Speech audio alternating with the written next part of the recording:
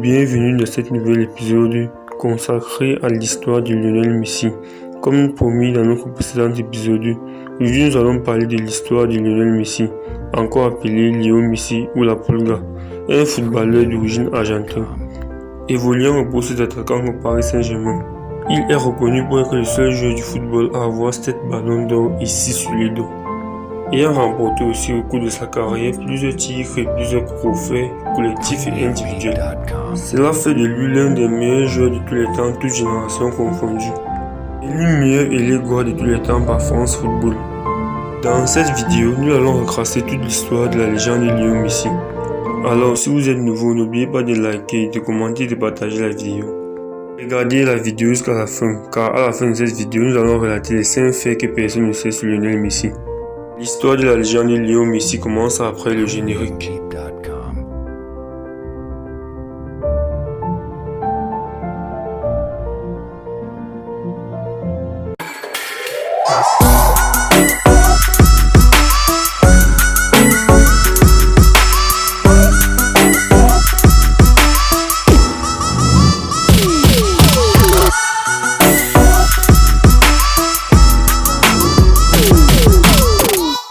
Vous savez ce qui se passe?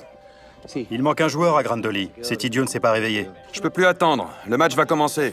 Vous êtes prêts? Oui, on est prêts. Quels idiots! Mamie, je peux jouer? Tu veux jouer? Oui. Je ne sais pas trop ce qu'elle a dit à l'entraîneur de Grandoli.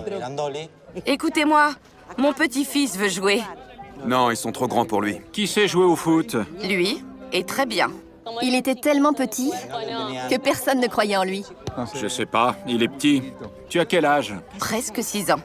Il court comme une fusée. Tu sais faire quoi? Tout? T'es rapide? Je vais te mettre sur l'aile. Allez, enfile ce maillot et viens jouer. Allez, bonhomme, dépêche-toi. File! C'est le plus jeune des Messi? S'il joue comme ses frères, on a peut-être une chance.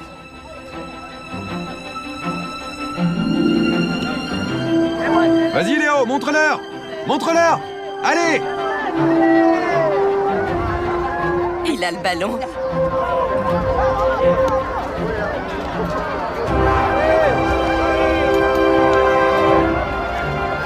Laisse-la!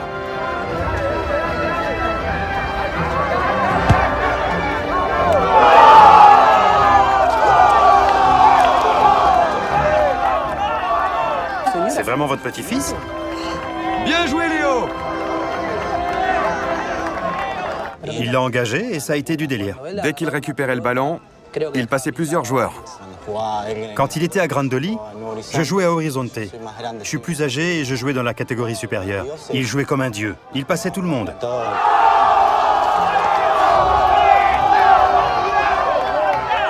Vous pouvez l'amener tous les après-midi à l'entraînement? Les autres apprendront quelque chose. Quand Rodrigo, Mathias et tous les grands étaient là-bas, ils ne nous laissaient pas jouer. Et Léo non plus. Mais Léo en avait tellement envie qu'il le laissait jouer. Il disait « Ne laissez pas Léo jouer, il est trop petit, on risque de le blesser. » Mais plus tard, ils ont avoué que c'était pour éviter la honte de se faire dribbler par Léo. Léo! Lionel André Messi Cusitini voit le jour le 24 juin 1987 à Rosario en Argentine. Il est le troisième enfant de Jorge Horacio Messi et de Celia Maria Cusitini. Ses deux frères sont Rodrigo et Mathias et sa petite sœur Maria. Lorsque Messi était tout jeune, il était calme et peu bavard, jusqu'au point que son institutrice, l'école primaire, conseille ses parents d'aller voir un psychiatre pour y remédier au calme du jeune prodige. Georges Messi, le père de Messi, rapporte qu'il n'était pas intéressé par l'école. Mais lorsqu'il jouait au ballon, il n'était pas le même. C'est sa grand-mère Celia que lors d'un match de Gabon encourage Messi à aller jouer, alors que sa mère lui refuse l'autorisation.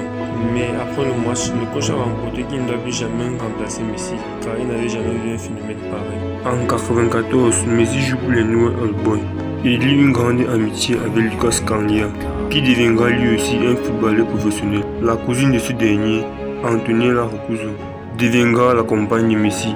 En 1996, le docteur Diego Schwartz, endocrinologue réputé à Rosario, organise une visite collective au club et décline une anomalie sur Léo.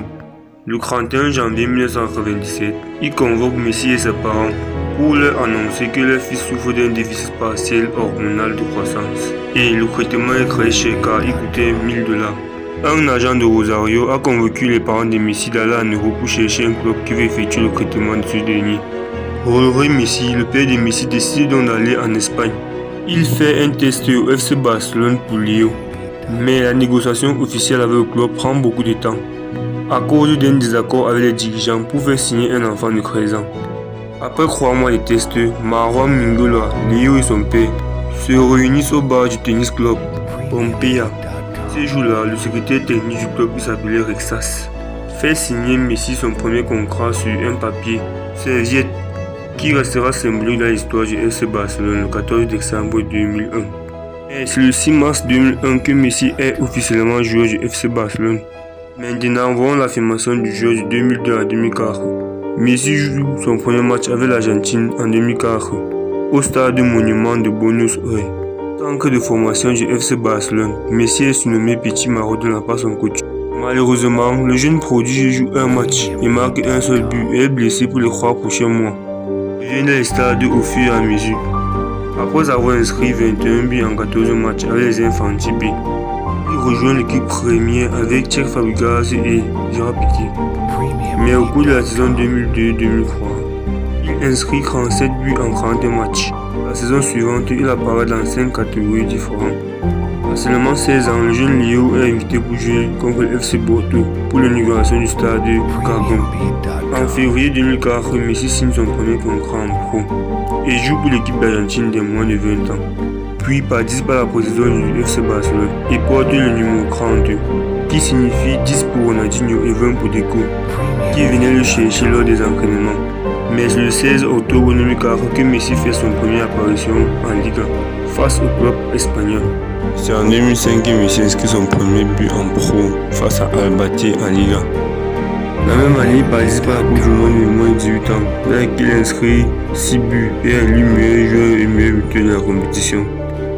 Il revient à Barcelone pour reprendre sa place avec les joueurs comme Ronaldinho, Cudi et Eto'o. Lionel Messi attaque la saison 2005-2006 en étant espoir du Barcelone et de l'équipe nationale de l'Argentine. La même année, après sa victoire contre le Racing Santander, Lionel Messi fut surnommé la Pulga par un journaliste argentin. Remporte ainsi le Golden Boy de l'année devant Cristiano Ronaldo. De la saison 2007 à 2008, le président Laporta achète les joueurs comme Thierry Henry pour renforcer l'attaque du FC Barcelone. Mais Lionel Messi s'affirme comme boss et gagne sa place au terrain. Mais suite à les trophées de Lionel Messi, le Barça va perdre tout cette année. La Ligue des Champions face à United, le Classico face au Real de Madrid. Mais cette saison, Messi finit avec 16 buts et 13 passes décisifs. Dans la saison 2008-2009, Messi remporte les Jeux Olympiques et est élu meilleur joueur de la compétition. Cette année-là, Messi est deuxième au Ballon d'Or. C'est donc Cristiano Ronaldo qui remporte le trophée de Ballon d'Or. De 2009 à 2010, après le départ de France 4 et l'arrivée du Pep Guardiola, cette année-là, le FC Barcelone va tout rafler son passage tel que la Liga, la Super Coupe d'Espagne, la Coupe du Roi, la Ligue des Champions et la Super Coupe d'UEFA. À la fin de la saison, Messi remporte donc son tout premier Ballon d'Or. Dans la saison 2010-2011, le Barça de Pep Guardiola est éliminé en Ligue des Champions par l'Inter de José Mourinho. Le Barça remporte la Super Coupe d'Espagne à la difficulté en championnat. Mais malgré cela, à la fin de la saison, Messi remporte son deuxième Ballon d'Or consécutif. Dans la saison 2011-2012, Messi remporte toujours le Ballon d'Or, mais il a des difficultés en équipe nationale malgré l'arrivée de Diego Maradona de l'équipe nationale. Dans la saison 2013-2014, Messi remporte le Ballon d'Or pour la 4e fois consécutive et entre dans l'histoire avec le premier joueur à remporter le Ballon d'Or 4 fois consécutif. Les 2 saisons suivantes furent difficiles pour Lionel Messi car il rate sa Coupe du Monde et il rate 2 Copa América consécutives face au Chili. Après le mercato de Luis Suarez et de Neymar, le Barcelone remporte encore la Champions League en 2013 et forme la MSN, qui devient le meilleur trio de tous les temps dans le football. Cette Champions League fut une dernière pour Lionel Messi car il ne verra plus jamais la finale de la Champions League. En 2019, il remporte le Ballon d'Or mais perd en demi-finale face à Liverpool. En 2021, il remporte encore le Ballon d'Or pour la 7e fois et est donc considéré comme l'un des meilleurs joueurs de tous les temps pour la consécration des Ballons d'Or qu'il a obtenu au cours de sa carrière. Juin 2021, le Barcelonais Lionel Messi décide de quitter son club de cœur pour poursuivre une nouvelle aventure dans l'Europe. Il choisit dans le club PSG, Paris Saint-Germain en France. Il porte le dossard 32, inaugurer son nouveau départ. C'est toujours en 2021 que Messi finit par remporter sa première Copa América qui lui a permis de remporter son 7e Ballon d'Or. Messi est en couple avec Antonella Roccuzzo depuis 2009, la cousine de son ami d'enfance. Mais c'est le 2 novembre 2012 qu'ils ont le premier enfant nommé Thiago, puis les deuxième enfants Matteo et le troisième Ciro en 2017. La même année, Messi décide de se marier avec son épouse à Rosario en Argentine pour évoquer les beaux souvenirs et ne pas oublier le passé, l'avenir et le présent. Merci d'avoir regardé notre vidéo jusqu'à la fin. Si vous êtes nouveau, n'oubliez pas de vous abonner, de liker et de partager la vidéo. Si vous avez aimé la vidéo, faites-nous le savoir dans les commentaires. Dans la prochaine épisode sur Lionel Messi, nous allons relater tous les records que seul Messi possède.